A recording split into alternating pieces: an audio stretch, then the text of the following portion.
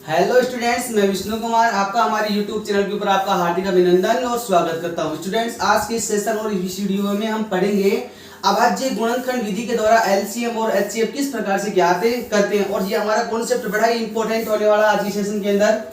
Students, इसमें आपको दो क्वेश्चन दे रखे हैं। मैंने पहले लिया है 12, 15 और 21 और दूसरा ले रखा है 17, 23 और 29। इन दोनों क्वेश्चंस के अंदर हम अभाज्य गुणनखंड विधि का प्रयोग करते हुए एलसीएम और एचसीएफ को फाइंड करेंगे। स्टूडेंट, सबसे पहले हमें क्या करना है, जो भी संख्याएं हमें दे रखी है उन सभी संख्याओं के हमें आपको अभाज्य गुणनखंड कर लेने हैं सबसे पहले। तो स्टूडेंट देखिए जरा इधर, आप पहले क्वेश्चन में आपको दे रखा है 12। कितना दे रखा है? 12। तो सबसे पहले आपको 12 के क्या करने हैं? अभाज्य गुणनखंड करने हैं। तो इसके अभाज्य गुणनखंड होंगे स्टूडेंट्स 2 गुणा 2 गुणा और कितने हो जाएंगे? 3। तो 12 के अभाज्य गुणनखंड कितने होंगे? 2 गुणा 2 गुणा और 3। फिर दूसरी संख्या हमारे पास में कौन सी है? 15। तो यहाँ लिखेंगे हम 15 और 15 के अभाज्य गुणनखंड होंगे हमारे पास में 3 गुणा और 5। और तीसरी संख्या हमारे पास में लिखी हुई है कितनी? 21। और 21 के अभाज्य गुणनखंड होंगे स्टूडेंट 3 गुणा और 7। सबसे पहला हमारा काम होगा कि जो भी संख्या हमें दे रखी है उन सभी संख्याओं के आप क्या कर लीजिए? अभाज्य गुणनखंड कर लीजिए। अभाज्य गुणनखंड करने के बाद में हमारा पहला क्वेश्चन रहेगा कि हमें क्या फाइंड करना है? हमें एलसीएम फाइंड करना है। स्टूडेंट्स, क्या फाइंड करना है? हमें एलसीएम फाइंड करना है। तो इधर हम लिख देंगे LCM is equal to LCM. Students, आपको क्या करना है, आपने यहाँ पे जितनी भी जो संख्याएं आई हैं उन सभी संख्याओं को लेकर चलना है हमें। जैसे मैं आपके पास में बात करता हूँ, मेरे पास में यहाँ पे 2 आ रहा है, लेकिन मेरे पास में 2 कितनी बार आ रहा है? यहाँ पे मेरे पास में 2 कितनी बार है? 2 बार आ रहा है। तो मैं दोनों को लिख लूंगा यहाँ पे 2 गुणा और 2 लिख लूंगा, फिर मल्टीप्लाई का चिन्ह लगा दूंगा। फिर मेरे पास में 3 भी आ रहा है। अब मेरे पास में 3 यहाँ पर 1 बार आ रहा है, इधर भी 1 बार आ रहा है और इधर भी कितनी बार आ रहा है? 1 बार आ रहा है। तो मैं कितनी बार लिखूंगा इसको? सिर्फ ओनली 1 ही बार लिखूंगा। अगर ये मान लो एक लाइन के अंदर अगर मान लो ये 2 बार आता तो मैं इसको 2 बार लिखता। कहने का मतलब ये है कि ऐसे मत कर लेना कभी आप स्टूडेंट ये 1, 2 और 3 बार, तो इसको आप 3 बार लिख देंगे, ये नहीं है। ये एक लाइन में अधिकतम कितनी बार आ रहा है? जैसे यहाँ पे 2 है, ये 2 इस लाइन में अधिकतम 2 बार आ रहा है, तो इसको मैंने कितनी बार लिख लिया है? 2 बार लिख लिया है। ये बात आपको अच्छी प्रकार समझ में आ गई होगी। फिर हमारे पास में एक आ रहा है 5, तो हम 5 को भी यहाँ क्या कर लेंगे? शामिल कर लेंगे। और एक हमारे पास में क्या आ रहा है? 7, तो यहाँ पे हम 7 को भी शामिल कर लेंगे। तो एलसीएम करने के लिए हमें क्या करना पड़ेगा? अब इन सभी संख्याओं को क्या कर दो, आप गुणा कर दीजिए। तो 7 को मैं गुणा करूंगा 3 से, तो मेरे पास में आएगा 35।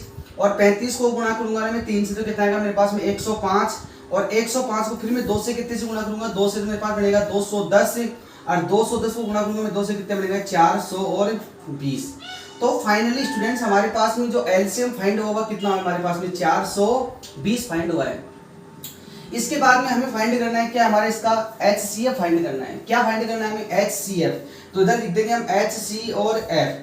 एचसीएफ में स्टूडेंट्स क्या होता है? एचसीएफ में हम कॉमन फाइंड करते हैं। एचसीएफ में क्या फाइंड करते हैं? हम कॉमन फाइंड करते हैं कि ऐसा कौन सा नंबर है जो इन तीनों फैक्टर्स के अंदर शामिल हो रहा है।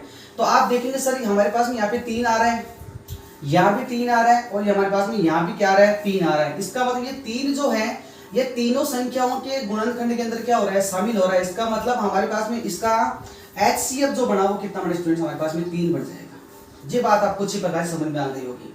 हम एचसीएफ जब भी फाइंड करेंगे तो एचसीएफ के अंदर आपके पास में संख्याओं के जो आपने अभाज्य गुणनखंड किए हैं उन अभाज्य गुणनखंड में जो संख्याएं कॉमन के रूप में आ रही है उन सभी संख्याओं को नीचे लिख लेंगे और वही हमारा क्या कहलाएगा? हमारा एचसीएफ कहलाएगा। तो इसमें पहले क्वेश्चन में हमने इसका एलसीएम और इसका एचसीएफ हमने फाइंड कर लिया। दूसरा क्वेश्चन हमारे पास में दे रखा है, 3 संख्याएं हमारे पास में है। एक तो है 17, एक है 23 और एक है हमारे पास में 29। सर्वप्रथम हमें क्या करना है? 17 के हमें अभाज्य गुणनखंड निकालने हैं। तो 17 के अभाज्य गुणनखंड कितने होते हैं स्टूडेंट? 17 का केवल 17 ही होता है, क्योंकि 17 क्या होती है? एक प्रकार की अभाज्य संख्या होती है और इसमें सिर्फ ओनली सिर्फ स्वयं का ही डिवाइड होता है और किसी अन्य संख्या का डिवाइड नहीं होता है। इसका मतलब 17 का अभाज्य गुणनखंड कितना बनेगा स्टूडेंट? 17 ही बनेगा। इसके बाद में हमारे पास में कितना आ रहा है? 23। तो 23 का भी कितना बनेगा? हमारे पास में 23 ही बनेगा। यह भी एक प्रकार की अभाज्य संख्या ही है। और एक आपको दे रखा है 29, और 29 का भी क्या बनेगा? हमारे पास में 29 ही बनेगा, क्योंकि ये भी क्या एक प्रकार की अभाज्य संख्या ही है। स्टूडेंट, सबसे पहले हम बात करेंगे इनके एलसीएम की। किसकी बात करेंगे? इनके एलसीएम की। एलसीएम में देखा आपको बताया था मैंने भी कि तीनों संख्याएं शामिल होगी। तो यहाँ पर लिख लेंगे 17, फिर गुणा का चिन्ह लगा देंगे, फिर लिखेंगे 23 को, 23 आ जाएगा, फिर गुणा में कौन आ जाएगा? 29 आ जाएगा। अब इन तीनों संख्याओं को आपस में क्या कर लेंगे स्टूडेंट्स, मल्टीप्लाई कर लेंगे, गुणा कर लेंगे। तो 17 को पहले हम 23 से गुणा करेंगे। 17 को 23 से गुणा करने के पास में हमारे पास में जो भी रिजल्ट बनेगा आपके पास में, उसको फिर दोबारा किससे मल्टीप्लाई करना पड़ेगा, हमें करना पड़ेगा 29 के साथ में। किसके साथ करना पड़ेगा, 29 के साथ में। जैसे आप इनका मल्टीप्लाई करेंगे तो आपके पास में उत्तर पड़ेगा 11,339। कितना बनेगा, 11,339। तो फाइनली इसका रिजल्ट जो बनेगा उसको में कितना बनेगा, 11,339। इसका एलसीएम हमारे पास में फाइंड हो जाएगा। इसके बाद में हमें बात करनी है इनके एचसीएफ की। किसकी बात करते हैं, इनके एचसीएफ की। अब एचसीएफ में क्या होता है स्टूडेंट्स, एचसीएफ में तो कॉमन दिखता है, एचसीएफ में क्या लेना पड़ता है, कॉमन देखना पड़ता है। अब यहाँ हम देखेंगे तो इन संख्याओं में हमें कुछ भी कॉमन दिखाई नहीं दे रहा है। तो स्टूडेंट मैं आपको एक बात बताता हूँ, अगर मैं 17 को कौन सी संख्या से गुणा करूँ कि वापस मेरे पास में 17 ही आ जाए, तो सर आपको 1 से गुणा करना पड़ेगा, तो ही आपके पास में 17 आ सकता है। अगर मैं 23 को गुणा करूँ मैं कितने से, अगर मैं 1 से गुणा करूंगा तो वापस मेरे पास में क्या आ सकता है, 23 से ही आ सकता है। और अगर मैं 29 को गुणा करूंगा मैं 1 से, तो कितना 29 ही आ सकता है। ये कंडीशन आपको कब करनी है, ये कंडीशन आपको उस टाइम पर अप्लाई करनी है जब आपके पास में किसी प्रकार की कोई भी संख्या कॉमन के रूप में फाइंड नहीं हो रही है। तो आप क्या करेंगे, उन सभी संख्याओं को जिनके कॉमन फाइंड नहीं हो रहे, आप उनको किससे गुणा कर लेंगे, 1 से गुणा कर लेना। अब जैसे ही मैंने 1 से इनको गुणा किया तो हमारे पास में ये जो संख्या 1 बनी थी, इसका हमारे पास में क्या बन गया, 1 कॉमन के रूप में हमारे पास में 1 प्राप्त हो गया। इसका मतलब हमारा जो फाइनल रिजल्ट जो बना है वो कितना बना स्टूडेंट, हमारे पास में 1 ही बना है। तो हमारे पास इसका एचसीएफ कितना होगा स्टूडेंट्स, हमारे पास में इसका एचसीएफ होगा 1, आपका हमको प्राप्त हो जाएगा।